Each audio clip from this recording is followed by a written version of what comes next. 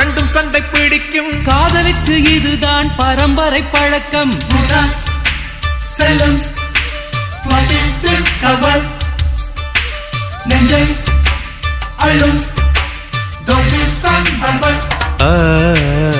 திருடி சென்ற என்னை திருப்பி தருவாளா, தேடி வருவாளா? ஆட ஆணை விட பெண்ணுக்கே உணர்ச்சிகள் அதிகம். வருவாளே அவள் வருவாளே. அவளோர பார்வை எந்த உயிரை உறிஞ்சியதை அறிவாளா, அறிவாளா?